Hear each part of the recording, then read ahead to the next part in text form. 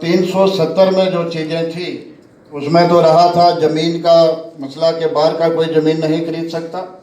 उसमें था कि बाहर का कोई आके जहां नौकरी नहीं कर सकता। उसमें ये भी था कि नौकरी बाहर का कोई नहीं कर सकता। जहां का कोई एमएलए बनेगा या एमएलए बनाने के लिए जो वोटर होगा वो लोकल होना चाहिए।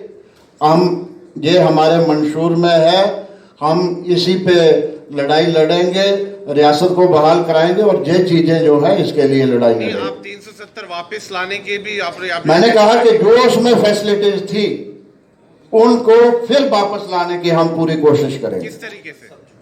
किस तरीके से वो जब हमारी सरकार बनेगी, सरकार बनने के बाद हम इसकी जदोजहद करेंगे। और दिल्ली में सरकार बीजेपी की बनी, उन्होंने तोड़ी।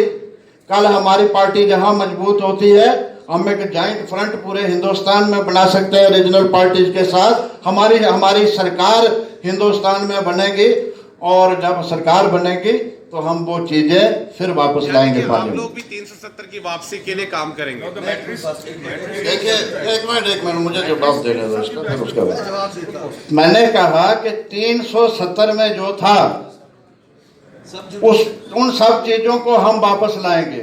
जहां तक 370 का सवाल है वो मसला सुप्रीम कोर्ट में है। ऑनरेबल सुप्रीम कोर्ट जब उसका फैसला करेगा वो देखेगा। अनसर्टेनिटी है, कांग्रेस दिन ब दिन कमज़ोर होती जा रही है।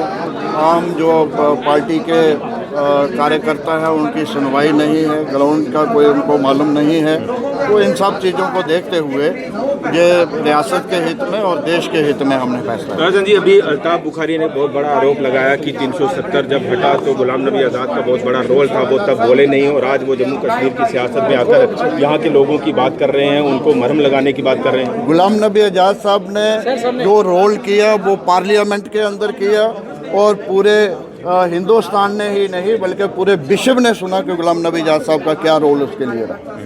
और बुखारी साहब के कहने पे कोई फर्क नहीं पड़ता। तो आपको लगता है उनको ज़्यादा खतरा हो गया कि अपनी पार्टी के जो तमाम नेता है वो अब नई पार्टी में जा रहे हैं? आज़ाद डर तो है सबको, डर तो सबको होता है और है। क्या भूमिका रहेगी जो नई पार्टी आज़ाद साहब बना रहे हैं? ओवरऑल आपको क्या लगता है कि जम्मू कश्मीर की राजनीति में ओवरऑल जो है वो क्या भूमिका रहेगी उस पार्टी की? देखिए, गुलाम नबी आज़ाद साहब ने अपने समय में रियासत जम्मू कश्मीर की डेवलपमेंट के लिए, यहाँ की बेहतरी बहबूदी के लिए जो काम किया है वो जम्मू हो वो कश्मीर हो सारे लोग जानते हैं। तो आगे जब वो आएंगे तो उससे भी अच्छा काम करने की कोशिश करेंगे, क्योंकि उस वक्त तो उनको बड़ा कम समय मिला था।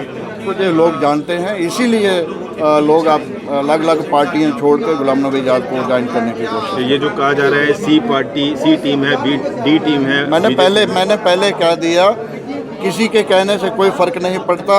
हम सेकुलर थे, सेकुलर हैं। जो पार्टी बनेगी वो सेकुलर होगी। हमारा अलायंस जो होगा सेकुलर पार्टी के साथ होगा। बीजेपी के साथ किसी किस्म का अलायंस होने का सवाल ही पैदा नहीं। बीजेपी के साथ सरकार नहीं बनाएगी, सवाल ही पैदा नहीं होगा।